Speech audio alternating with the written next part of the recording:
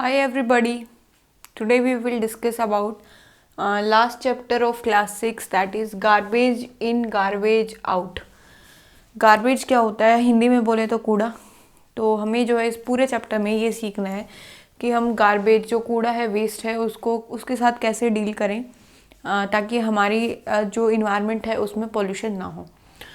सबसे पहले हम देखते हैं एक प्रोसेस होता है लैंडफिल।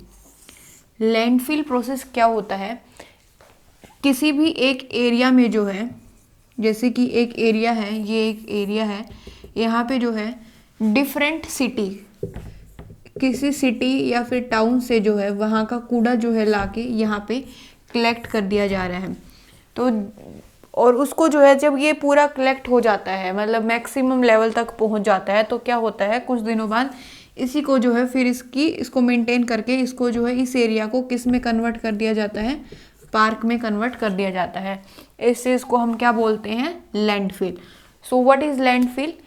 कोई भी एक खाली एरिया है, वहाँ पे जो है डिफरेंट सिटीज़ का और टाउन्स का जो है वेस्ट को कलेक्ट करके वहाँ पे डाल दिया जाता है और कुछ समय बाद जो है उसी एरिया को पार्क में कन्वर्ट कर दिया जाता है। हम इस प्रोसेस को क्या बोलते हैं, लैंडफिल प्रोसेस बोलते हैं। Let me take rubber. उसके बाद हम देखते हैं कंपोस्टिंग। कंपोस्टिंग क्या होता है? कंपोस्टिंग प्रोसेस क्या होता है? इस प्रोसेस में जो है वेस्ट कलेक्ट किया जाता है। कहाँ से, किसका वेस्ट? प्लांट्स का, एनिमल्स का, और जो हमारा किचन वेस्ट होता है, इन तीनों वेस्ट को ऐड करके और इनको जो है फर्मेंट के लिए छोड़ दिया जाता है और इसको जो है फर्दर मैन्योर में कन्वर्ट कर दिया जाता है। मैन्योर क्या होता है? ये होता है खाद, जिसको हम बोल सकते हैं ऑर्गेनिक फार्मिंग भी बोल सकते हैं हम इसको। इस खाद का अगर यूज़ किया जाता है तो उस फार्मिंग को हम बोलते हैं ऑर्गेनिक फार्मिंग। कंपोस्टिंग क्या होता है? वेस्ट मटेरियल से मैन्योर बनाना। और वेस्ट मटेरियल में क्या क्या होगा? प्लांट का वेस्ट, एनिमल्स का वेस्ट और हमारी किचन का वेस्ट, इन सब का यूज़ करके जब खाद बनाया जाता है उस प्रोसेस को हम क्या बोलते हैं, कंपोस्टिंग बोलते हैं। अब हम थर्ड प्रोसेस देखते हैं, वर्मी कंपोस्टिंग। वर्मी कंपोस्टिंग में अब हमने ऊपर देखा था कंपोस्टिंग और वर्मी कंपोस्टिंग क्या होता है, तो ये इनमें से जो है थोड़ा सा डिफरेंस होता है। जो हमारा किचन वेस्ट होता है ना, ओनली किचन वेस्ट, सिर्फ किचन वेस्ट का यूज़ किया जाता है वर्मी कंपोस्टिंग में, और उसमें जो है कुछ रेड वर्म्स को छोड़ दिया जाता है।